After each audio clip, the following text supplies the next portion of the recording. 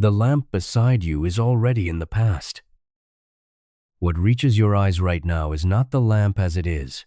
It is the lamp as it was, a sliver of a moment ago, when this light first left it and started toward you.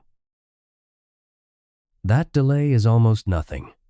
A few billionths of a second to cross a small room, far too small for anything in your body to feel.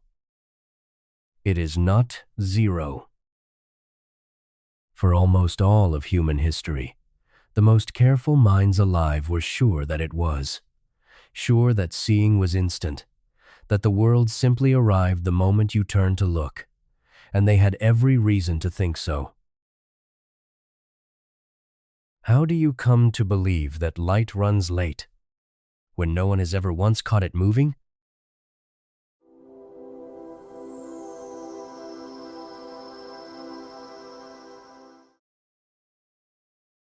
Light is fast enough to circle the entire Earth about 7.5 times in a single second. Not a beam fired straight out into space. Around the curve of the planet and back to where it started, 7.5 full laps before you could finish saying the word once. A speed like that has no business feeling slow, and in ordinary life it never does. It feels like nothing at all, like the complete absence of any weight. You flip a switch, and the far wall is lit in the same heartbeat your hand moves. The room does not pause to let the light catch up. The first strange thing comes before any of the history, before any of the names. We call that speed a limit, the fastest that anything in the universe is permitted to move, a ceiling built into the structure of reality that nothing has ever been seen to cross. A pace that quick, and we treat it as a wall. Start with how the delay manages to hide.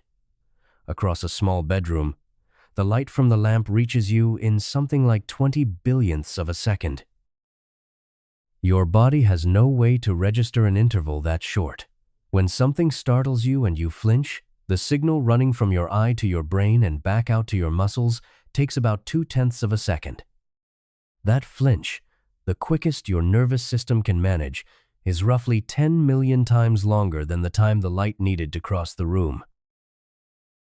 The light was late. You were far later.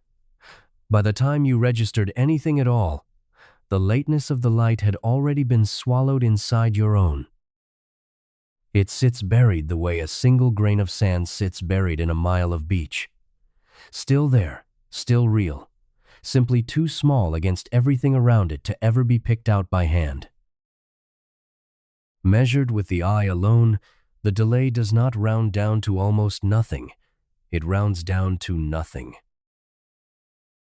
There is a temptation to look back at the people who lived before this was understood and feel a little superior, and it falls apart the moment you take their position seriously.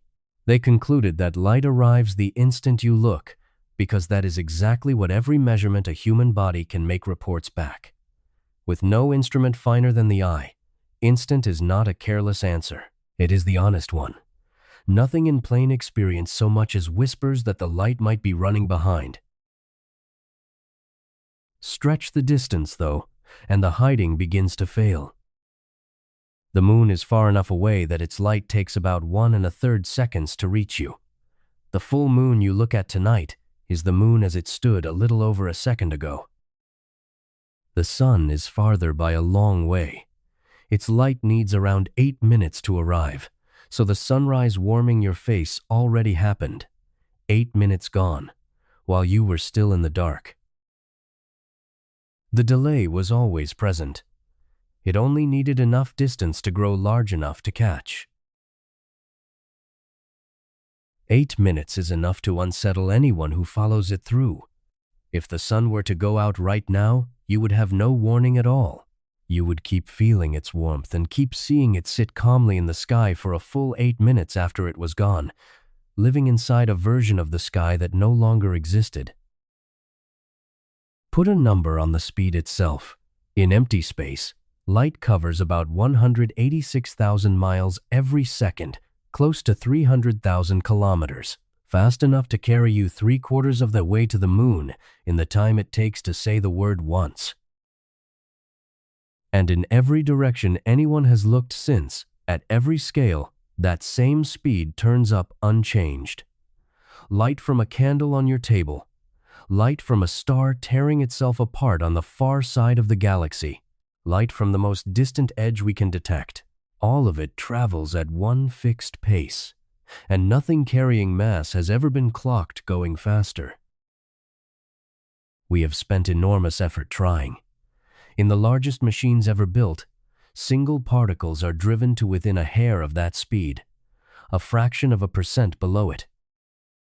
Pour in more energy, and they creep closer and closer, and the final sliver simply will not close.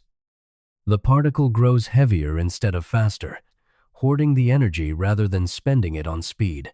The wall holds every time. Set that against everything your hands have taught you. A car will always go a little faster with a stronger engine. A ball thrown harder flies quicker. Nothing written into a highway or a fastball says this far and no further. Speed, in every object you have ever handled, is open at the top. The universe does not agree. Underneath all of it runs a single fixed pace that light keeps and nothing beats. And that pace refuses to bend for more energy, more force, or more wanting. The part that surprises me most is that the ceiling does not really belong to light. Light only travels at it because light has no mass to hold it back. The limit sits deeper than light, built into how cause and effect are allowed to reach from one place to another at all. Nothing you do here can touch anything over there sooner than light could carry the news. The universe places a delay on consequence itself, and light is simply the most familiar thing we have that runs flat out against that ceiling. A universe could have been built with no such limit, with speed open at the top the way your intuition keeps insisting it should be. This one was not. If the universe does enforce a single top speed, why that limit and not another? And why a limit at all? On a clear night in the 1st January of 1610, Galileo pointed a small handmade telescope at Jupiter and saw 3 little stars he had never noticed, sitting in a neat line beside the planet. He wrote them down and thought little of it. The next night, they had moved. A few nights after that, there were 4 of them, and they had quietly shuffled their order. Stars do not do that. It took him several nights to accept what he was seeing, and once it landed, the answer was not subtle. Those 4 points were not stars. They were worlds, circling Jupiter the way the moon circles us, swinging from one side of the planet to the other on a fixed schedule. For the first time, a person was looking at a center of motion that was not the Earth. Until that week, every model of the heavens assumed everything turned around us. Here was a counterexample that anyone with a tube of glass could check for themselves. Something out there was orbiting something else, and it had never asked our permission. Those 4 moons keep remarkable time, and the reason is worth pausing on. Their orbits are locked into a simple rhythm. The innermost moon completes 2 laps for every single lap of the next one out, and that one completes 2 for every lap of the next. A gravitational lockstep that has held them in step for billions of years. A system that regular behaves almost like a piece of clockwork bolted into the sky, and that regularity is the thread the rest of this story will eventually pull on. For now, hold on to one fact about it. A clock is only useful if you can trust when its hands are pointing. That much, the new worlds and their steady rhythm, is the famous part, the piece that reached every history book. The stranger thing went unnoticed for another 60 years, and it was hiding inside the very same image. Galileo was not seeing those moons where they were, he was seeing them where they had been. Light from Jupiter does not arrive the moment it leaves. Depending on where the 2 planets sit along their orbits, it spends roughly 40 minutes crossing the gap. Sometimes a little less, sometimes closer to 50. So the arrangement of moons he sketched so carefully was already out of date the instant his pen touched the paper. While that light had been on its way, the moons had kept moving, sliding toward positions he would not lay eyes on for hours yet. He was mapping a past that felt exactly like the present, with nothing in the image to betray the difference. Widen that out, and the whole night sky stops being a picture of a single moment. The moon you see left a little over a second ago. The planets, minutes. The nearest stars, years. The faint smudge of a distant galaxy is light that set out before anyone alive was born to look up at it. Every point you can see is showing you a different slice of the past, all of them piled together into one apparent instant on the inside of your eye. The sky is not a photograph of the universe. It is a stack of different ages pressed flat and pretending to be one. There is no single moment the sky belongs to, because its light arrives sorted by distance instead of by time. That is unsettling enough out there. The reasonable reply is that none of it touches the present you are actually sitting in. The sky can be a collage of old light, and yet right here, in this room, now is plainly now. The lamp, your hands, the small sound of your own breathing. Surely these are simply happening, all at once, as you experience them. The present you feel is not handed to you ready-made. Your brain assembles it. Light reaches your eyes almost instantly. Sound crawls in far slower. A touch on your foot has to travel a longer nerve than a touch on your cheek and arrives a measurable beat later. If your brain reported each of these the moment it came, the world would feel smeared and out of sync with itself. Instead, it waits. It holds the incoming signals together for a brief window, around 0.08 of a second, shorter than a single blink, then releases them as one tidy, unified moment. The brain does more than synchronize. It predicts. Because it knows it runs late, it projects the world slightly forward, guessing where a moving thing will be by the time you act, so that you can catch a fast ball or step back from a falling glass, despite the delay built into your own wiring. The present you feel is partly a memory of signals that just arrived and partly a forecast of the instant about to come. You are not standing in the moment. You are standing in your brain's best reconstruction of it, dated a fraction of a second behind, smoothed over so well that the seam never shows. I have tried more than once to catch the exact edge of my own present, the line where the next instant turns into the one I am in, and there is no edge there to find. It slides away each time I reach for it, because the thing reaching is the same machinery that builds the present in the first place. The ruler and the thing it measures are cut from the same cloth. So the sky keeps no shared moment, sorted as it is by distance. And the body holds no fixed present either, built as it is by an organ that lags and stitches and guesses. Two completely separate reasons, one at the scale of planets and one at the scale of nerve fibers, arrive at the same quiet verdict. The single universal now that feels so obvious, the instant you assume every person and every star is sharing with you at this exact second, may simply not be something the universe keeps anywhere. Two people standing in different places, watching the same distant event, will not even receive it at the same time, and neither of them is wrong. Galileo never suspected any of this. He believed he was recording the heavens as they truly were, in the living present, and the record was already history before it dried on the page. The gap between what he saw and what was so would not be explained for 2 more generations. When the explanation finally came, it would not arrive from staring harder at the stars. It would arrive from a clock, and from a problem that had nothing to do with the sky at all. If your sense of now is built by a nervous system that lags and fills in, and the sky overhead keeps no shared instant at all, is there any now the universe itself agrees on? Picture a wooden ship 1,000 miles from any coast. somewhere in the 1600s.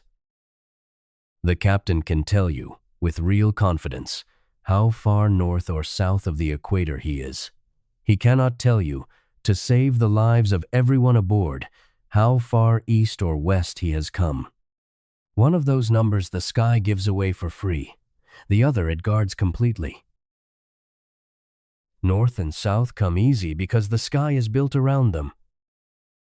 The Earth's axis points almost exactly at one star, and the height of that star above the horizon is your latitude, read straight off the heavens with a simple angle through a cross-staff or a sextant. Climb toward the pole and it rises. Sail toward the equator and it sinks. By day, the noon sun does the same work. The sky hands you your north-south position without asking anything in return, because that position holds still against the turning stars. East and west refuse to play along, and the reason is the very thing that makes a day a day. The Earth spins, and as it turns, the whole sky wheels overhead, the same stars rising and setting in the same arcs, no matter where along your circle of latitude you happen to stand. Sail 1,000 miles east, wait for nightfall, and the sky looks just as it would have 1,000 miles back. The rotation smears every east-west landmark into the same nightly parade. There is nothing fixed up there to say you are here and not there. If space cannot tell you your longitude, time can. The Earth turns a full circle, 360 degrees, in 24 hours, which comes out to 15 degrees of turning every hour.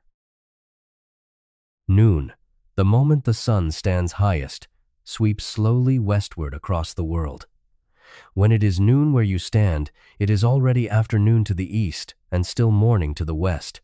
So your longitude hides inside a comparison. Take the difference between your local time and the time at an agreed home port at that same instant. Multiply by 15, and out comes your distance east or west in degrees. There is a quiet asymmetry buried in all of this, and it is stranger than it first sounds.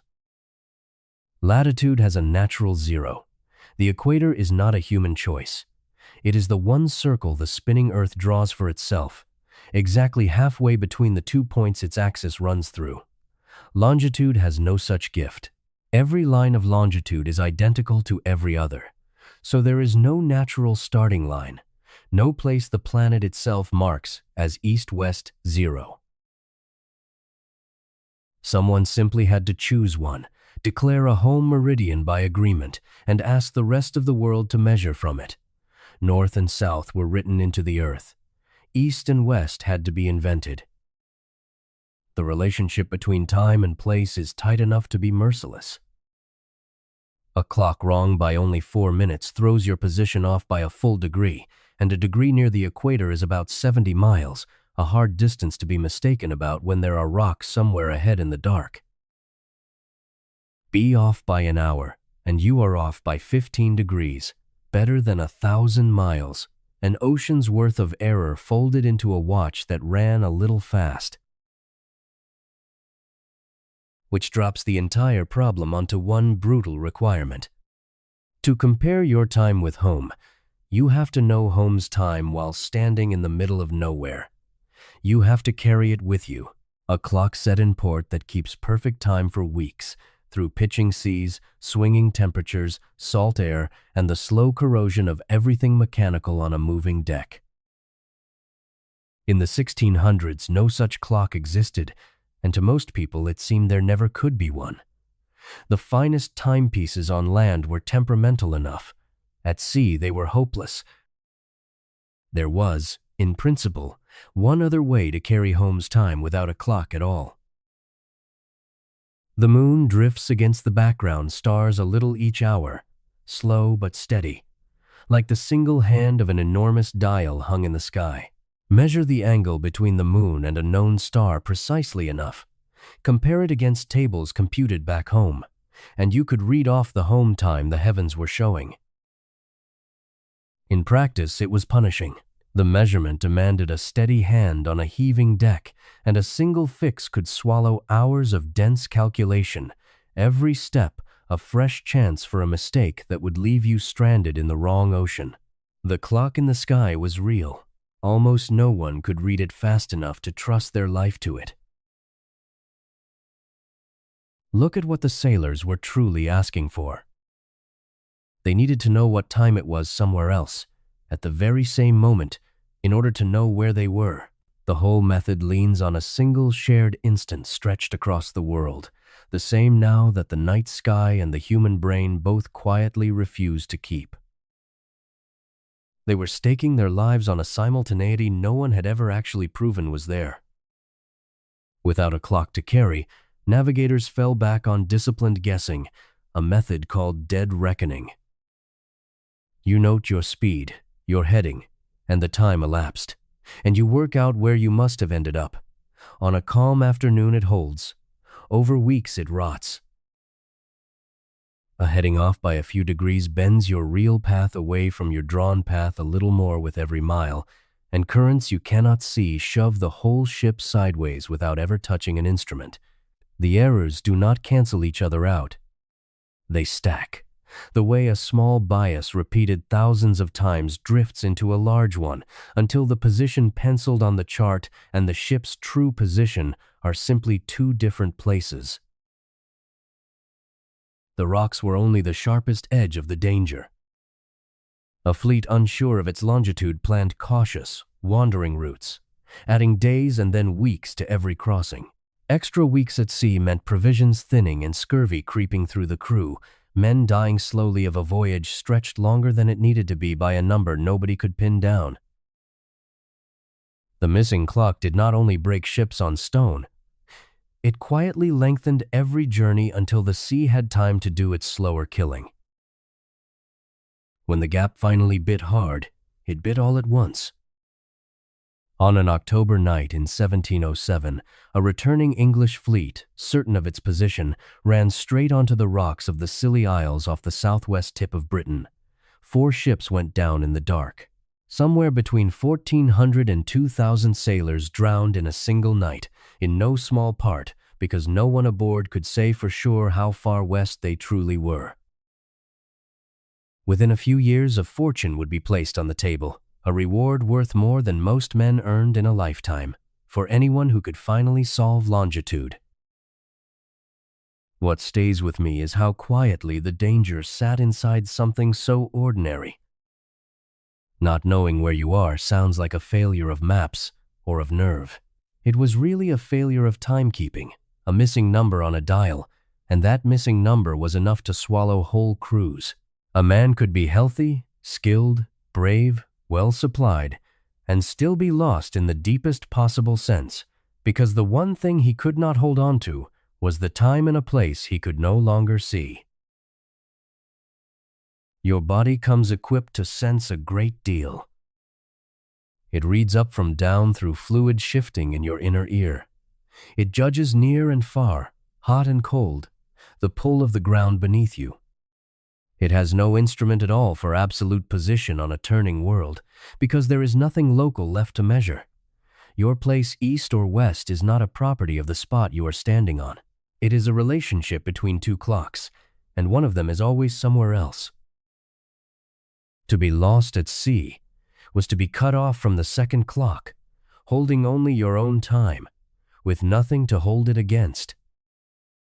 Every road back to safety ran through the same locked door.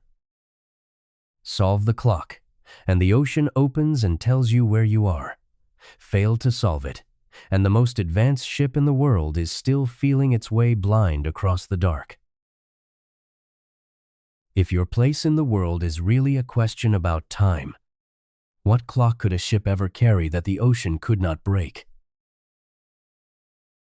The answer, when it finally came, was not a better clock for the ship. It was a clock no ship would ever have to carry. If the trouble was holding on to the time in a place you could no longer see, then the cure was to find a clock that everyone, everywhere, could see at once. And there was exactly one place to hang a clock like that: the sky. In 1616, Galileo proposed using Jupiter's moons to do it. He had been watching them for years by then, and he knew their habit intimately. The innermost large moon, the one we now call Io, swings around Jupiter and on each lap slides behind the planet into its long cone of shadow, vanishing from view, then later emerging back into sunlight. Each disappearance and each reappearance is a sharp, definite event. The same event seen by anyone watching that night. A tick of an enormous clock, posted in the heavens for the whole hemisphere to read. Set that against the clocks people could build, and the strangeness of it lands. Every mechanical clock keeps time by fighting decay. A spring unwinds, a pendulum swings, and friction, temperature, and the jolt of a moving deck all conspire to throw it off. You have to wind it, correct it, baby it. Io keeps time by falling. Its orbit is held by Jupiter's gravity and its own momentum, and nothing about salt air or a pitching hull or a cold night reaches up to touch it. The clock runs on the weight of a planet, and it has been running, untended, for longer than there has been an ocean to be lost on. The deeper trick is why the same tick serves everyone. A clock on your wall only you can read. Io's eclipse is not a reading at all. It is a physical event happening out there, the moon truly entering shadow.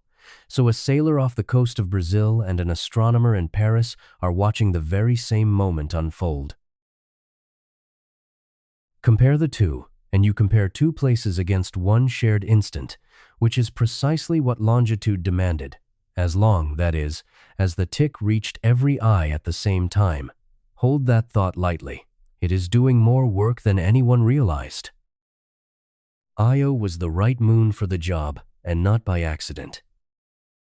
Being the closest of the large moons, it has the shortest orbit, completing a lap in about 1 day and 18 hours. That means a fresh tick comes around constantly. Hundreds of eclipses in a single year, where a slower moon would offer only a handful.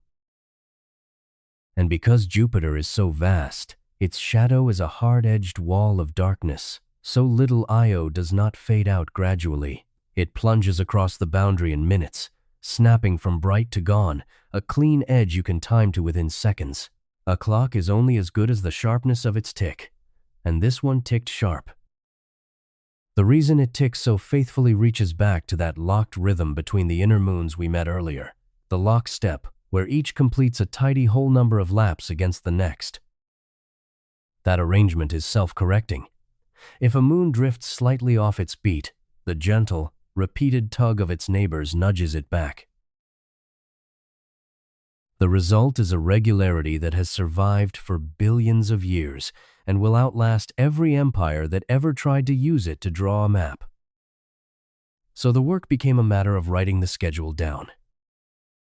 At the observatory in Paris, Giovanni Domenico Cassini tracked Io eclipse after eclipse, pinned down its average period to better than a minute, around 1 day, 18 hours, and 28 minutes, and carried that rhythm forward to predict the exact Paris time of eclipses months ahead.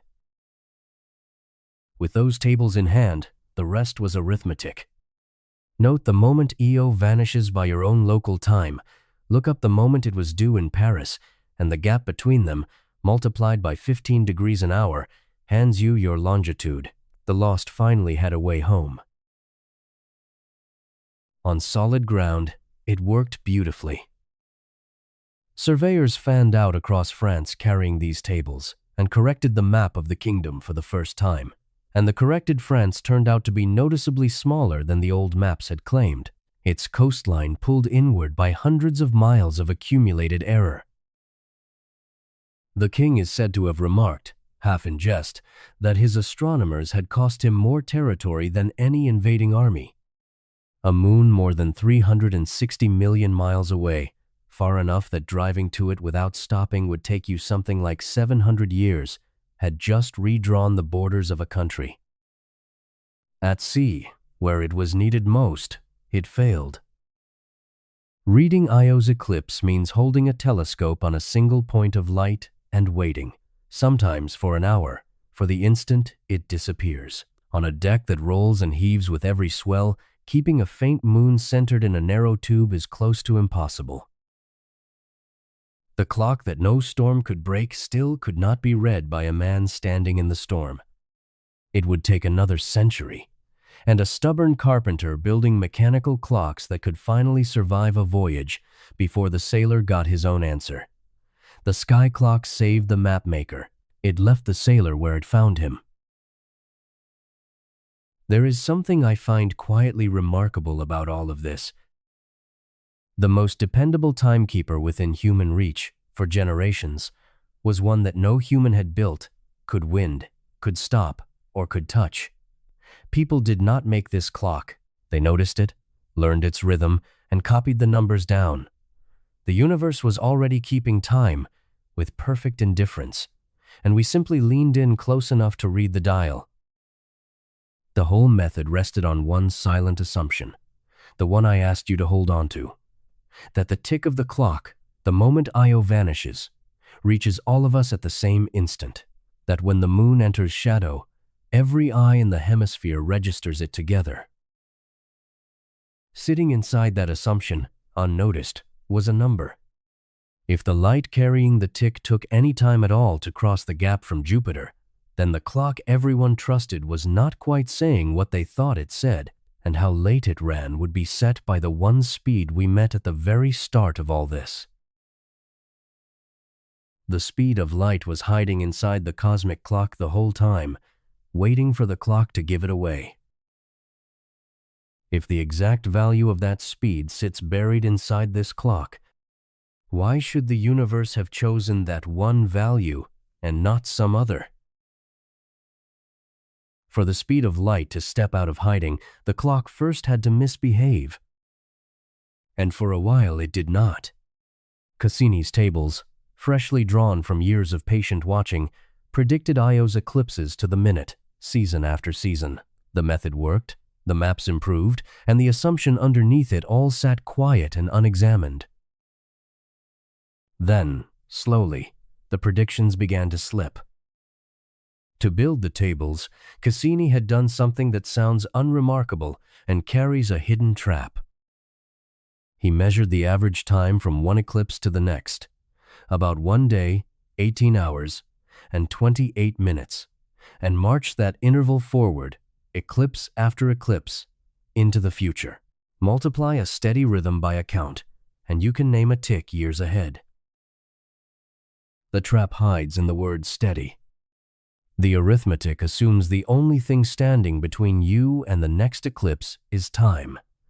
It quietly takes for granted that the space you are peering across never changes. For most of history, astronomy described the sky after the fact.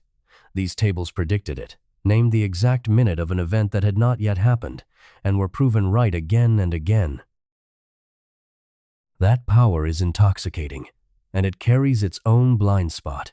A method that has been right 1,000 times earns a kind of trust that makes the first failure look like a slip in the observation rather than a crack in the idea. The better the tables performed, the easier it became to wave away the moments they did not. But the space between the planets does change, constantly, and the tables had no room for it. Across a season, the predicted eclipse times started arriving late, not wildly, a handful of seconds at first, then more, the moon slipping a little further behind schedule each cycle as the weeks went on. Months later, the slippage reversed. The eclipses crept back toward their predicted times, then began arriving early, running ahead of the tables by minutes, before swinging late again. The clock that gravity kept so perfectly appeared, on paper, to be speeding up and slowing down on a yearly cycle. When the astronomers laid the errors against the calendar, a clean pattern surfaced, and it had nothing to do with Jupiter. The eclipses ran latest when Earth was on the far side of its orbit, drawing away from Jupiter. They ran earliest when Earth swung back toward it. And at the one moment each year when Earth passed directly between the Sun and Jupiter, sitting at its closest, predictions and observations fell back into perfect agreement. The clock was not tracking anything about itself. It was tracking us, The size of the error depended entirely on where the Earth happened to be standing. There is something deeply odd in that result, and it is the clue that matters most. A moon hundreds of millions of miles away has no way to know where Earth is sitting, and no reason to adjust its orbit to suit us. Jupiter does not consult our calendar, so the effect could not be coming from the source. Whatever bent the timing had to be added on our side of the journey. Somewhere in the long crossing between the eclipse and the eye, the moon was innocent. The trip was the suspect. From one eclipse to the next, the prediction drifted by only a few seconds, far too little to alarm anyone who saw just one. The trouble was that the tables compared hundreds of eclipses over many months, and those few seconds did not wash out. They added in the same direction, cycle after cycle, until the gap had grown to minutes, more than 10 of them at the extremes. Picture reading a metronome through a telescope while the floor beneath you rolls slowly backward. Each beat sounds a hair late, and you hardly notice until an hour on you are badly out of step, not because the metronome faltered, but because you kept drifting away from it. The metronome was Io, ticking as faithfully as ever. The rolling floor was the Earth, carrying the observers steadily farther from the source. Even now, knowing how this ends, I find it hard to fault the astronomers who kept blaming the moon. 3 explanations sat on the table, and from inside any single season they looked almost identical. Perhaps Io's orbit itself was subtly irregular, the clock truly faltering. Perhaps the average period was a touch wrong, and the whole table needed nudging. Or perhaps something out in the gap between the planets was at work. Over a few weeks, a slightly wrong period and a real physical delay produced nearly the same drift. The careful, defensible move, the one most people made, was to assume the model needed patching and to sharpen the numbers. That reflex, to trust the equation and adjust the data, is a very human kind of arrogance, and it is not stupidity. It is the faith that a beautiful piece of mathematics must be right, and that nature will fall back into line if you just refine the arithmetic. One man came closer to the answer than anyone, and then stepped back from it. For a brief moment, Cassini entertained the possibility that light took time to cross the gap, the very idea that would later explain everything. Then he set it aside. It clashed with too much, with centuries of belief that light was instant, and with his own faith in his tables. He chose the cautious road and kept refining the numbers. It is one of the quietly painful moments in the history of science. A man holding the right answer in his hand and judging it too strange to keep. The pattern is what broke the tie, for anyone willing to look at it squarely. If Io's orbit were simply irregular, the errors would wander with the moon, indifferent to where Earth sat. They do not. If the average period were merely a little off, the predictions would drift steadily in one direction, falling further behind every year and never returning. Instead, the error breathes in and out on a yearly cycle, mirrored exactly to Earth's distance from Jupiter, dropping back to zero each time the 2 planets draw closest. No flaw in the moon and no flaw in the arithmetic behaves like that. Only something tied to the changing gap between the 2 worlds could rise and fall in such precise step with it. And the stakes were not academic. These same tables were guiding surveyors and, where it could be managed, ships.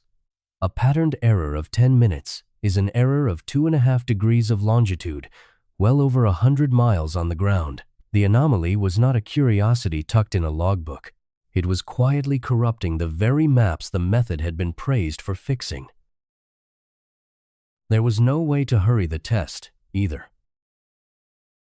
You cannot pull Jupiter closer to check a hypothesis or rerun a season on demand. The only way to confirm the pattern was to watch it repeat, orbit after orbit, year after year, while the geometry of the solar system slowly cycled through the same positions and the same errors returned on schedule. Certainty here was not a matter of cleverness. It was a matter of patience counted in years. which narrows everything to one conclusion before any deeper one can follow. Whatever was happening lived in the space between Earth and Jupiter, and it grew and shrank with the width of that space. At its largest, the extra delay matched the light having to cover roughly the full width of Earth's orbit, the entire span of our yearly trip around the Sun.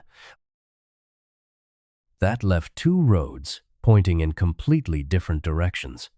Either the empty space itself was doing something to the signal as it stretched, thickening or bending or slowing whatever crossed it, or the space did nothing at all, and the messenger carrying the tick simply took time to make the longer trip.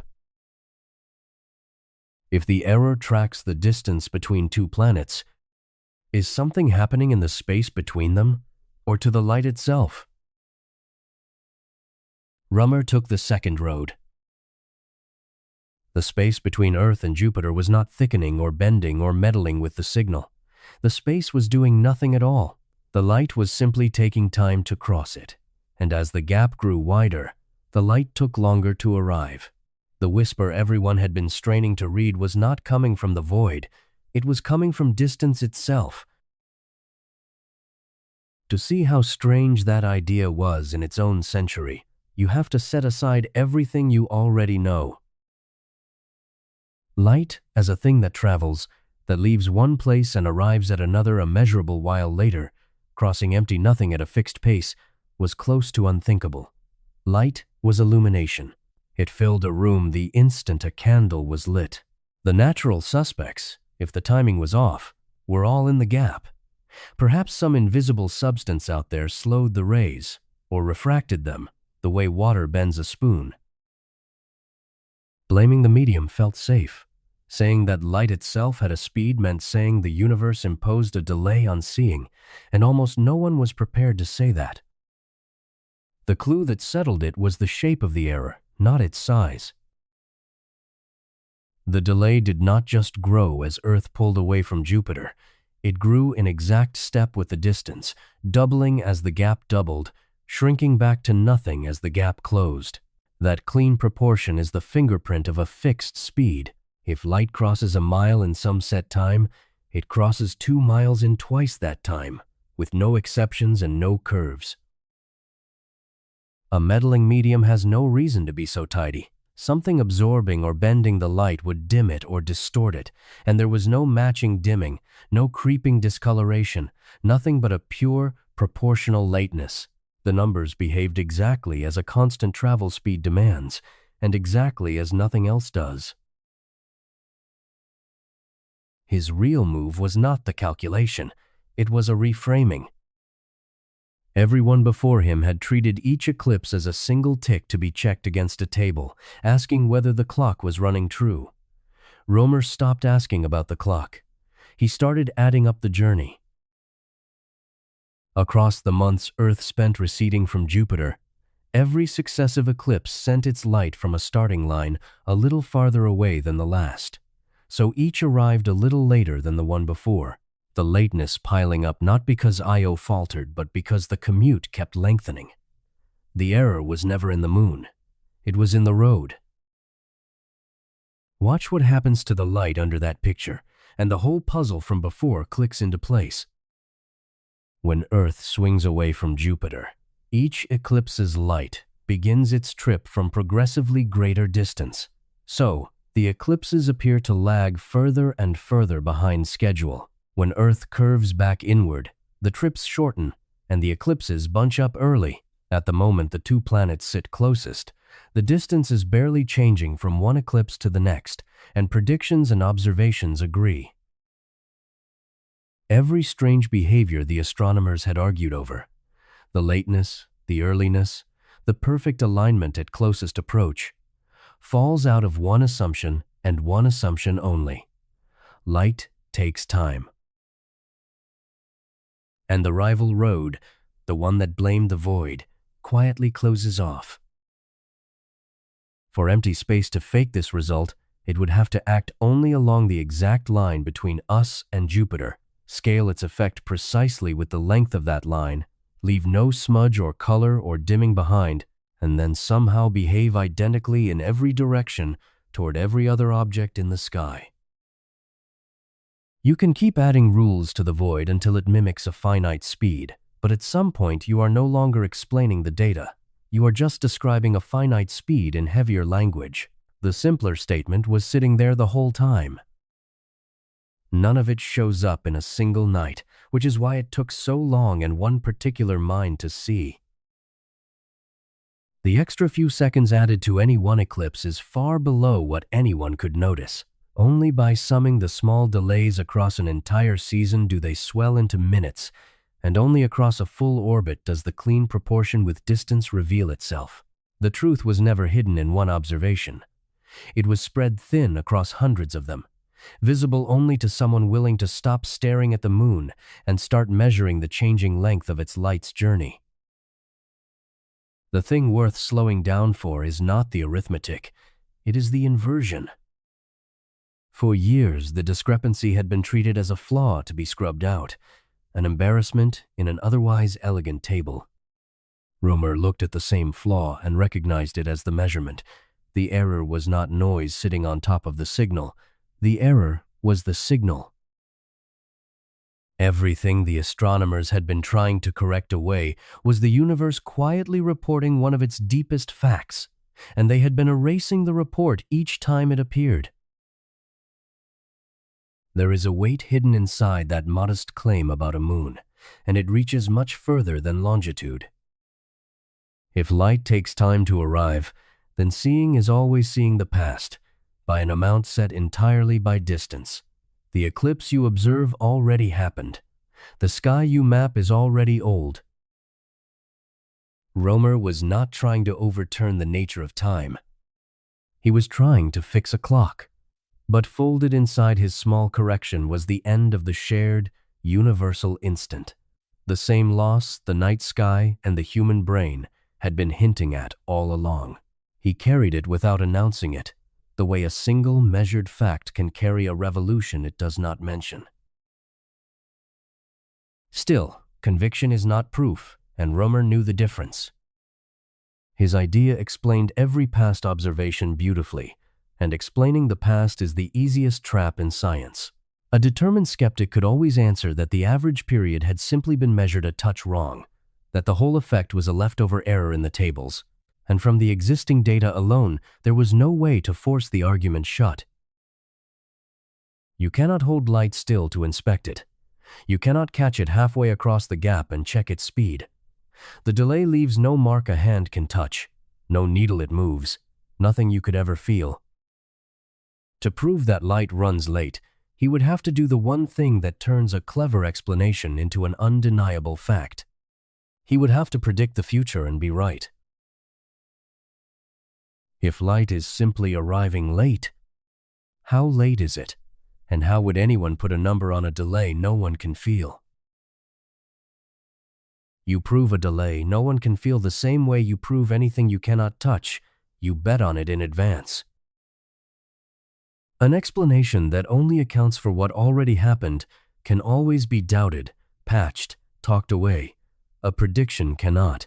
If you can say, weeks ahead, exactly how the universe is about to misbehave, and then it misbehaves on cue, the argument is finished. That was the one move Rømer had left, and in 1676 he made it.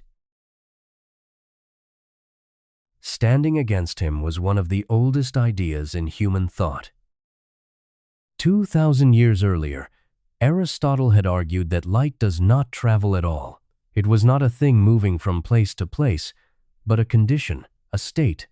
The air fell into the instant a fire was lit, present everywhere at once. The view was not foolish. It matched every scrap of ordinary experience. Open your eyes, and the world is simply there. Nothing in daily life so much as hints at a journey. For 20 centuries, instant was not the lazy answer. It was the answer that fit the evidence. It had even won a real argument to get there. Centuries before Aristotle, the philosopher Empedocles had guessed that light streams outward and takes time to cross a distance. Aristotle weighed that idea and rejected it, on the reasonable grounds that no one had ever caught light arriving late. So the instantaneous view was not a default nobody questioned. It was a position that had beaten its rival in open debate and held the field for 2,000 years, precisely because the evidence kept agreeing with it. Galileo had tried to test it head-on, and the attempt is worth lingering on for what it reveals. He stationed 2 people on distant hilltops, each with a shuttered lantern. One would uncover his light, and the moment the second saw it, she would uncover hers in reply, so that by timing the round trip, he could clock light across the valley.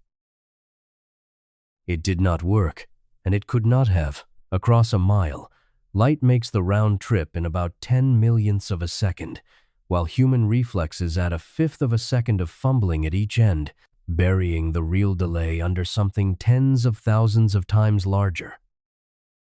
The experiment told him only that light was faster than 2 people with lanterns could catch. A floor, not a ceiling. He suspected light had a speed and could not prove it, because his ruler was a mile long and the thing he was chasing needed millions of them. Rømer's advantage was that he never had to race the light himself. The solar system had already built the apparatus. Instead of 1 mile, he had the width of Earth's whole orbit, a baseline near 200 million miles across, stretching and closing on its own as the planets moved. Instead of a fifth of a second reflex, he had Io's eclipses, sharp ticks he could time across months and pile up into minutes. Galileo had tried to catch light in a foot race. Rømer let the cosmos run the experiment at a scale no hilltop could approach, and read the results straight off the sky. There is something worth naming plainly in that shift. For the first time, a fundamental constant of nature was being measured not in a workshop, but in the choreography of planets. The laboratory was the solar system, the ruler was an orbit, and the clock was a moon. No instrument a person could build had a baseline long enough to weigh the speed of light. The heavens did, and they had been offering it freely the whole time, to anyone willing to read the delay as a measurement instead of a mistake. In September of 1676, he stood before the Academy in Paris and made a claim that must have sounded reckless. The next emergence of Io from Jupiter's shadow, due that November, would not arrive when the tables said. It would come about 10 minutes late. He was not correcting a number after the fact. He was staking his name on a moon, hundreds of millions of miles away, running late by a precise amount on a precise night, for a reason almost no one in the room would grant him. The astronomers who trusted the old tables expected the eclipse on time. Rømer told them to wait an extra 10 minutes. On the 9th of November, they watched. The tables ran out, and Io's edge stayed dark. A minute passed, then several, then close to 10. And only then did the moon slip back into the sunlight, almost exactly when Rømer had said it would, and almost exactly when everyone else had said it would not. The explanation that had merely fit the past had now reached into the future and bent it correctly. There is no stronger thing a scientific idea can do. The delay no instrument could feel had announced itself, right on schedule, to a room full of witnesses. Accepting it meant accepting something far heavier than a corrected table. If light is late, then every observation an astronomer ever makes is a look backward, the heavens delivered as a delayed broadcast rather than a live one. The prediction did not only fix the clock, it quietly turned the entire night sky into a recording of things that had already happened, and there was no way to take that consequence back once you had taken the prediction seriously. From the accumulated delay, Rømer could finally put a duration on the thing. The time for light to cross the full diameter of Earth's orbit, that span of roughly 186 million miles, came out near 22 minutes. Hold that distance in your head for a moment. A car driving without rest, day and night, would need more than 300 years to cover it. Light crosses the same gap in about the length of a quiet walk. His 22 minutes ran a little long, partly because the true size of Earth's orbit was not yet known. The modern figure sits closer to 17. The exact value was almost beside the point. For the first time, light had a measured travel time at all. He had a duration, not yet a speed you could write in miles per second, and turning the one into the other would fall to someone else. The room was persuaded. The world was not. Being right in public did not end the argument the way you might hope. Cassini, whose tables had just been unseated, never fully accepted it, and much of the establishment clung to the old view for decades. A correct prediction can always be dismissed as luck, and it was. The matter was not truly settled until more than 50 years later, when an English astronomer named James Bradley, chasing an entirely different question, stumbled onto a second, independent fingerprint of light's finite speed hidden in the faint yearly shifting of the stars. Two unrelated roads arriving at the same number is what finally shut the door. The truth about light's speed did not land all at once. It arrived the way light itself does, taking its time, reaching different minds years apart. The detail I cannot get past is the waiting. Picture Rømer on that November night, having told an unconvinced room that a moon would be 10 minutes late, with nothing left to do but stand in the dark and wait to be proven a fool or a prophet, while the very thing he had wagered on, the slow arrival of light, played out in front of him at the exact pace he had claimed. He had bet everything on the universe being honest about its own delay, and then he had to live through that delay in real time, second by second, the truth crawling toward him at precisely the speed he had just discovered. What he had shown reached past any clock or coastline. Light was late, measurably, even across the small neighborhood of our own sun. But the only place he had ever checked was here, in this one corner, with these two worlds. The stars sat unimaginably farther out, in regions no eclipse and no telescope of his could probe, and he had no way to know whether the rule he had caught at home held anywhere beyond it. If light runs late even across our own solar system, is its speed the same in every corner of the universe we will never reach? You cannot ask whether light's speed is the same everywhere until you can say what its speed is here. And after Rømer, you still could not. He had handed the world a time, about 22 minutes, for light to cross the width of Earth's orbit, and a time is not a speed. To turn one into the other, you divide the distance by the duration. The duration he had. The distance was the problem. What Rømer had actually measured was a ratio buried inside the solar system. Light crosses one width of Earth's orbit in so many minutes. That tells you how light's speed compares to the size of our orbit, and nothing else. To reach a figure in miles per second, you have to know how many miles wide that orbit truly is. In 1690, almost no one could say. The absolute size of the solar system was one of the great open wounds of astronomy. The planets' distances were known in proportion to one another with real precision, the whole system mapped to scale, while the single number that would convert any of it into miles stayed out of reach. The trouble is that you cannot lay a tape measure across space. The only handle anyone had was parallax, the tiny shift in a planet's position against the background stars when you view it from two far-apart points on Earth at the same moment. The nearer the planet, the larger the shift, and from the size of that shift, you can triangulate the true distance. A few years before Huygens set to work, astronomers had aimed this method at Mars, observing it from Paris and from the coast of South America on the same nights, and wrung out a first rough scale for everything. The angle they were chasing was minute, smaller than a coin seen from across a field, and a slight error in it threw the size of the whole solar system off by millions of miles. The number everything depended on was the number hardest to catch. Everything downstream hung on getting that one distance right. Astronomers carried a precise scale model of the solar system in their heads, every orbit sized against every other, a model with no real ruler attached to it. The Earth-to-Sun distance was that missing ruler.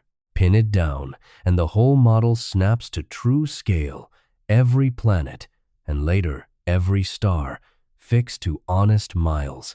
Get it wrong, and the entire universe comes out the wrong size by the very same factor. Christian Huygens took what little there was and did the division anyway. Around 1690, holding Rømer's travel time in one hand and the best guess at the orbit's real width in the other, he became the first person to write down an actual speed for light. The figure he reached was over 200,000 kilometers every second, more than 120,000 miles a second. A number, at last. Not a feeling, not a philosophy, not the word instant, a specific quantity you could carry into other calculations, test against the world, and one day correct. It was wrong, and by a wide margin. The real speed runs close to 300,000 kilometers a second, about 186,000 miles, so Huygens landed roughly a third short, dragged down by Rømer's overlong timing and an orbit still measured too small. The striking thing, and it is worth saying without dressing it up, is how little that error mattered. Being a third wrong about the speed of light was an enormous stride forward, because the day before there had been no number to be wrong about. Light had been a quality of the air for 2,000 years. Now it was a measurement with an error bar, which is the exact shape a fact takes when it finally joins physics. Once light had a speed, the number quietly began doing something far larger than describing light. It became an exchange rate between distance and time. A currency rate ties two separate things together, so any amount in one can be read straight off in the other. The speed of light does that for space and time. Every distance in the universe can now be quoted as a duration, the time light needs to cross it, and every such duration converts cleanly back into a distance. The sun stops being 93 million miles away and becomes 8 minutes away. The width of our galaxy is not a number of miles you can hold in your head at all. It is 100,000 years.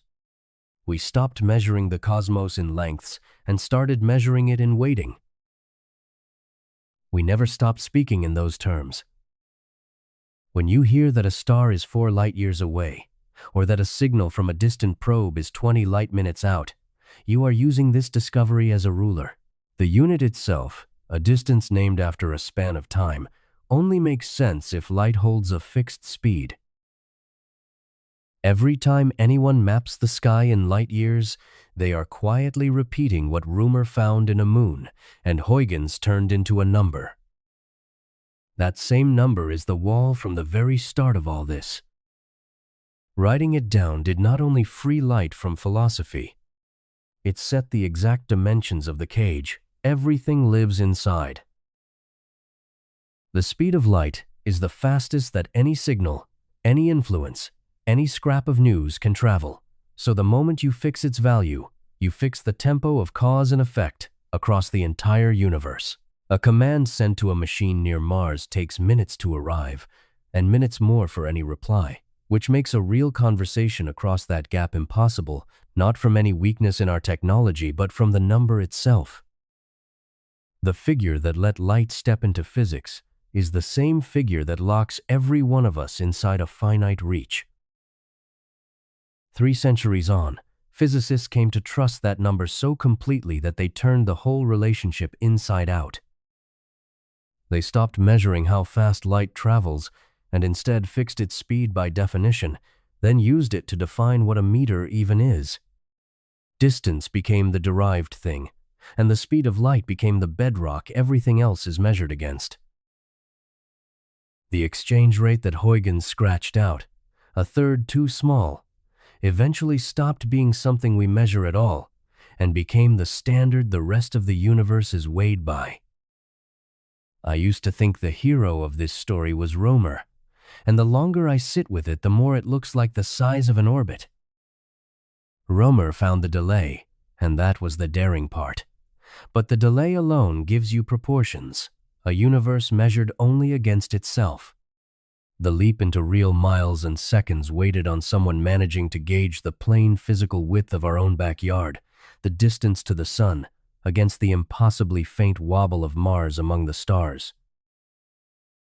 The most universal number we have could not be written down until we first knew, in honest miles, how far it is to our own star. Hold the corrected number for a moment, the true one. Light moves fast enough to cross the United States, coast to coast, about 20 times in a single blink of your eye. At that pace, it spans the gap to the moon in just over a second and reaches the sun in 8 minutes. Inside our own solar system, that ferocious speed still only ever adds up to minutes of delay, a few here, a few more there. But the same number, unchanged, has to carry light across distances that dwarf the solar system the way an ocean dwarfs a single raindrop. If one number rules how fast light crosses our own solar system in minutes, what does that same number become when light has to cross the entire universe? Across the solar system, the delay was minutes. Step outside it, and the minutes break open into something with no floor. The nearest star beyond our sun is so far that its light spends more than 4 years on the way, so you see it not as it is, but as it was 4 years back. The center of our galaxy is 26,000 years behind. The light from the Andromeda galaxy, the farthest thing most people can find with the naked eye, set out about 2.5 million years ago, before our species existed in anything like its present form. Reach for the most distant galaxies in our deepest images, and the light is well over 13 billion years old, sent when the universe itself was new. The same number that cost Cassini a few minutes now costs us the whole history of humanity. And that is only the next galaxy over, which turns every glance at the sky into an act of looking backward. The night sky is not a photograph of the universe as it stands. It is a single image stitched together from thousands of different epochs, each point of light frozen at whatever moment its light happened to leave. You see the nearby stars as they were a few years ago, the far ones as they were when mammoths walked, the distant galaxies as they were before the Earth had formed, all of it laid side by side on the same dark dome as though it belonged to one instant. It never did. The deeper you look into space, the deeper you are looking into time, and there is no way to pry the two apart. This is why a star can be gone and still hang there shining for you. Take Betelgeuse, the red shoulder of Orion, about 600 light-years away. If it collapsed and detonated tonight, you would keep seeing it sit calmly in the sky for another 6 centuries before the news of its death arrived. Turn that around, and the unease lands. It may have already exploded, sometime in the last 600 years, and we would have no way of knowing, because the light carrying that event is still somewhere out there in transit. The Betelgeuse you can point to on a winter night is not a fact about the present. It is a rumor 600 years old. It would be easy to file all of this under a quirk of slow signals, a delay in the mail that leaves the real present out there intact even if we receive it late. That is the part Rømer's discovery, carried to its end, takes away from us. Because the speed of light comes out the same for everyone, no matter how they are moving, there turns out to be no single shared present stretched across the universe at all. Not one we receive late. Not one at all. The instant you call now, here, cannot be matched to a unique instant happening now over there.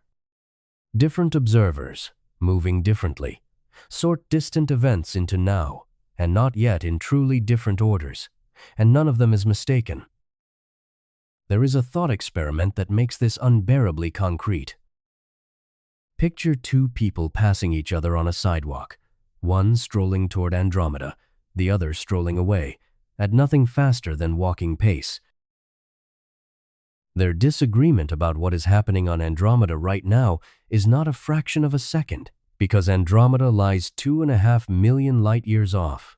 That tiny difference in motion fans out across the gulf into days. For one of them, a fleet might be launching there at this moment. For the other, that same launch sits still in the future, or already in the past. Two people on the same pavement, agreeing on everything they can touch, hold two different presents for the same distant world, and physics sides with both. The universal now the lost sailors staked their lives on was never out there to be found. The reason it fractures is stranger than slow mail. To say two distant events happen at the same time, you have to synchronize clocks, and the only tool for that is a signal, which travels at the speed of light. If that speed is the same for everyone, regardless of their motion, then people moving differently are forced to disagree about which faraway events line up with their own now. Now is not a single sheet laid flat across the universe. It is a slice each observer cuts through space and time, and the angle of that slice tilts with your motion.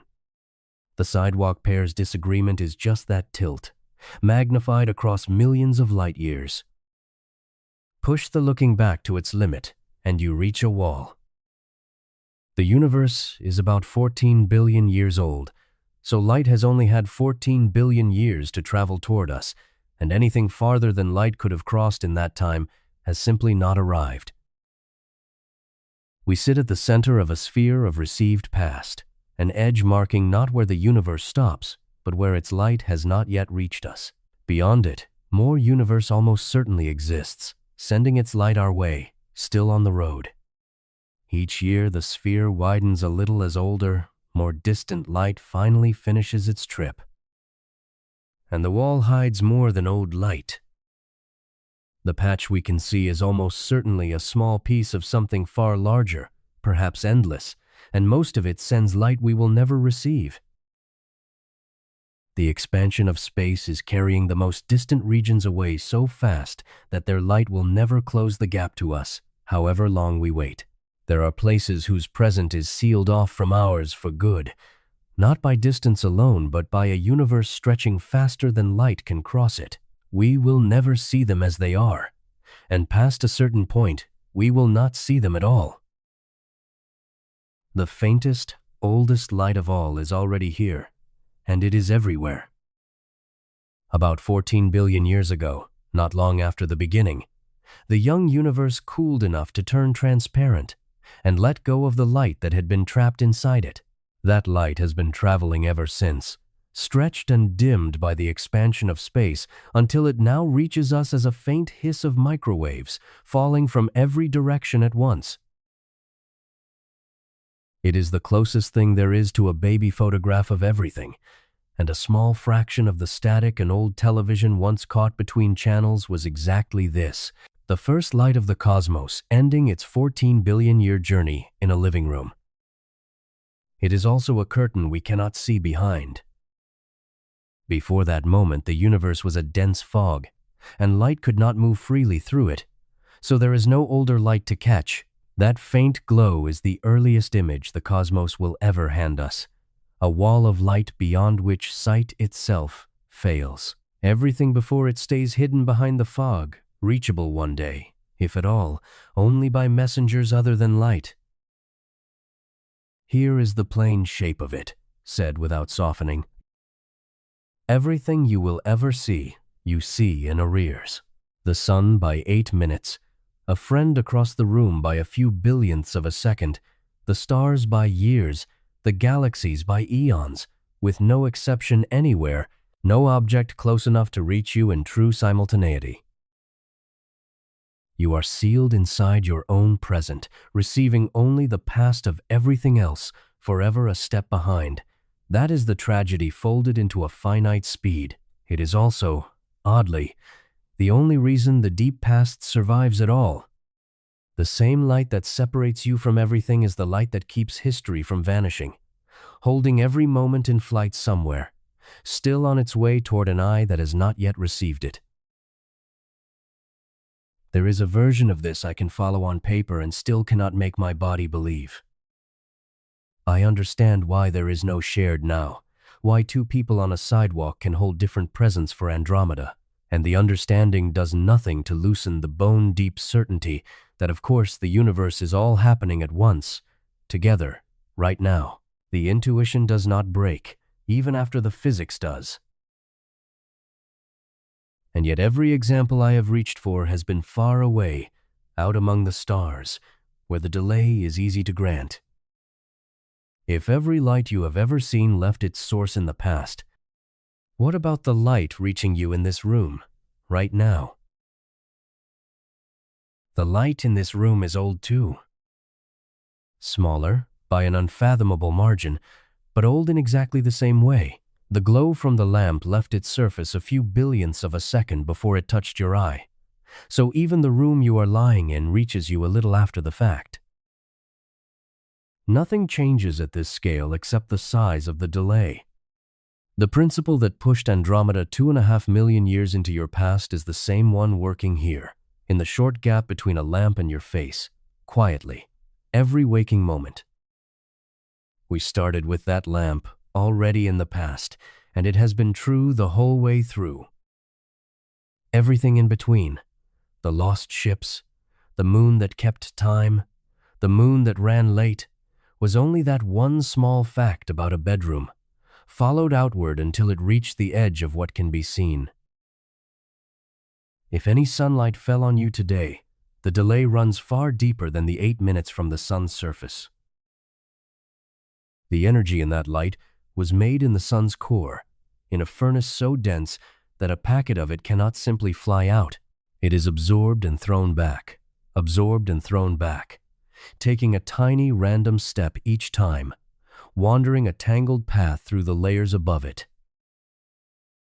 What reaches the surface is not the same photon that started, but energy handed along a vast relay, cooled from fierce radiation down to ordinary light. By most estimates, that crawl from core to surface takes something on the order of tens of thousands of years, though the figure is hard to pin and still argued over. The warmth on your skin this afternoon carried energy that began its escape from the center of a star while the last ice age still held the Earth. The 8-minute flight across space was the quick part. The lag does not stop at your eye either. The room you are sensing now is assembled a fraction of a second after the light and sound arrive, put together by a brain that always runs a little behind the world it describes. Once this might have sounded like a separate quirk of biology. It is the same story scaled down to nerve fibers, a finite speed, a signal in transit, a present that lands late.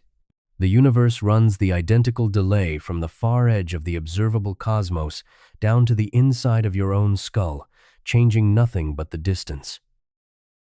And your eye is where some of that light's long journey simply ends.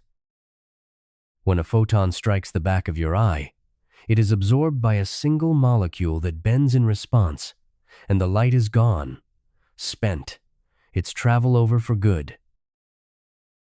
The starlight that crossed years of empty space, the lamplight that crossed a room, both finish in the same place, swallowed by the cells that let you see them. To look at anything is to be the final stop on a trip that may have taken an instant or an age. You are where light comes to rest. There is a quieter way to hold everything this has been circling toward, and I think it is the truer one. A finite speed of light can sound like an exile, as though you have been shut out of a real present happening somewhere without you. But there was never a shared present to be shut out of. The universe does not keep one. You were not cast out of the moment. You have always lived precisely where you are, inside a present that is slightly late, entirely local, and completely your own. There is nothing on the far side of the delay that you are missing, because the delay is not a wall between you and the real now. The delay is what now is made of. The same patient universe that delivers starlight late is the one that built you, and it took its time over that as well. The calcium holding your bones together, The iron riding in your blood, the oxygen moving through you in the dark, none of it was made on Earth. It was forged in the cores of stars that lived and died before the sun existed, flung across space when they collapsed, and slowly gathered into the cloud that became this planet and everyone on it. You are not watching the old universe from the outside. You are a piece of it that cooled and gathered, and learned to ask how far away the stars are. The history is written right into your chemistry. The hydrogen in the water you drank tonight came straight from the first minutes of the universe, older than any star. The carbon in your skin and the oxygen in your lungs were cooked in the hearts of dying suns, and the trace of iodine your body needs to think and to rest was likely made in something far more violent. The collision of two dead stars, an event so extreme it scatters its debris across whole galaxies. You are an assembly of three separate eras of cosmic history, walking around, breathing, listening to this in the dark. And the traffic does not run only one way. You are not only receiving light, you are giving it off. Right now, in the dark, your body is glowing. Not in any color your eyes can catch, but in infrared, the warmth radiating off your skin streaming outward as light at the same fixed speed as everything else. Some of it sinks into the walls, some slips out a window and keeps going, past the roof, past the air, out into space, carrying the faint record of this exact moment away from you at 186,000 miles a second. The light reaching you tonight is the deep past of distant things. The light leaving you tonight is becoming the distant past of somewhere else. This is not a figure of speech. A thermal camera in this room could see you shining at this instant, and the heat you are shedding into the night does not stop at the window. The part that escapes simply travels, on, until something far away and far in the future finally absorbs it. The record of you lying here, quiet and curious at the end of a long day, is leaving the planet as you listen, joining the same endless flight of old light we have been following the whole way. You are a sender now, not only a reader. Which is, in the end, a strangely gentle thing to know. There is nowhere the present is happening more truly than where you are. No reeler now to chase, no instant you are being kept from. The light that left you a moment ago is already gone. The light arriving now is already old, and somewhere between the two is the only place anyone has ever lived. You do not have to hold on to any of it. The light does the holding. It carries every moment outward on its own, whether or not you reach for it, the way it has carried a moon's eclipse, a dying star, the first glow of the cosmos, and the warmth leaving your skin tonight. All of it still traveling, all of it on its way to some eye that has not seen it yet. The light on your skin tonight already belongs to a moment that is gone. So when, exactly, are you living? There is nothing left to work out before sleep. The question can stay open. It has stayed open for more than 300 years, and it kept good company the whole time. Thank you for spending this stretch of the dark here, following one small lateness in a moon all the way out to the edge of the visible and back to the warmth of your own hands. Let the light keep doing its quiet work without you for a while. Let the present be as late and as local, and as yours as it has always been. Rest now. The old light will still be arriving in the morning, and so will you.